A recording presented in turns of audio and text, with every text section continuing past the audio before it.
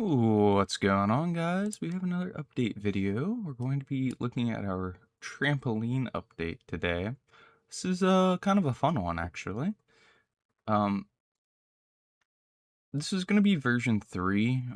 Enough has changed. We're just going to call this version 3. Before it was version 2.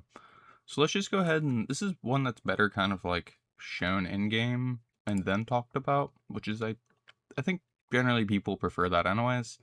So let's go ahead and jump in game and take a look. Now, don't mind how some of these are weird and stretched out. I have that for demonstration purposes and because it does come with this model, but it is very easy to put the script on any other model and use it for things. So basically, what we've done in this version 3 is take this trampoline from just a basic,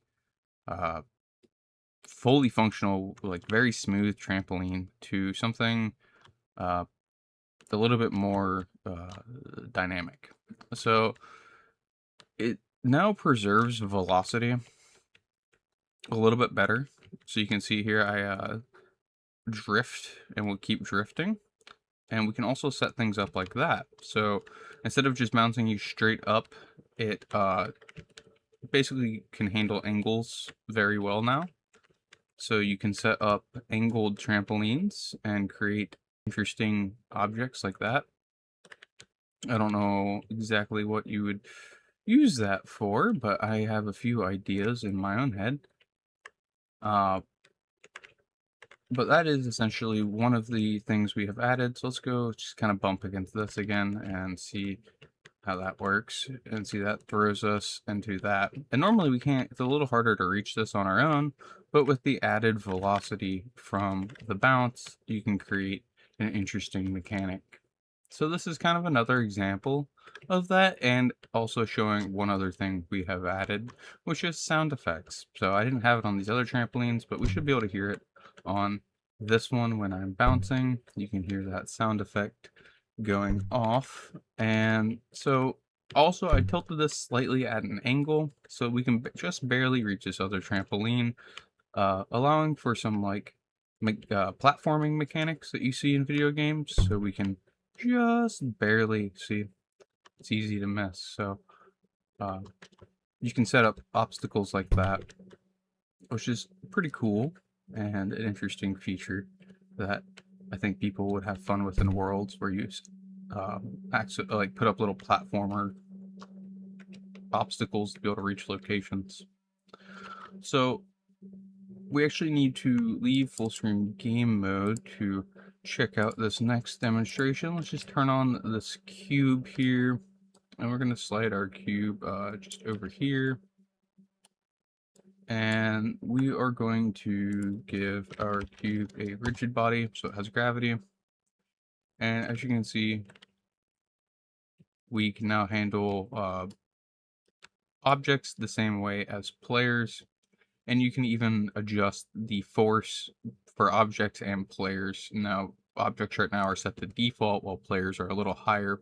That's why you're seeing a slight difference.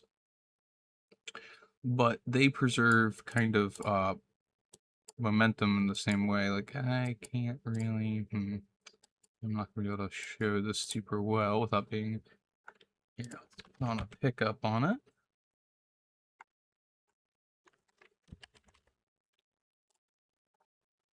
Okay, let's go back in game here.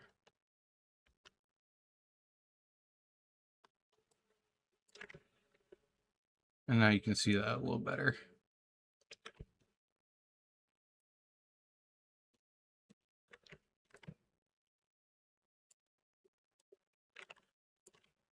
Oops. No, I want you to go lengthwise, you stupid cube. You get the picture. That is the new trampoline version 3. Let's take a look at the back end and see kind of how you'd want, if you wanted to configure it yourself, how you would do that. So really, you just put this script, this trampoline script, on any object you want to behave in this trampoline manner. So you could just put it on a cube like so, or any other mesh. Let's just kind of demonstrate how that would be done. So let's just say this is our new trampoline, okay? So we're just going to go to this script. We're going to copy it. We're going to go to our new cube. We're going to paste the component as new. Then we're going to want to make a new audio source for the audio. So we're just going to copy this audio source. We're going to paste it as a child. And then we are going to reassign the audio source. That's it. Done. It'll work as your new trampoline now. So actually, when we are configuring the values, our launch force is right here. It is 15 for players, and then for our objects, it is 5. So if we wanted to make those equal, we just set them both to 15. And of course, we do have a cooldown to prevent any kind of like crazy jitter or crazy bounce, anything like that.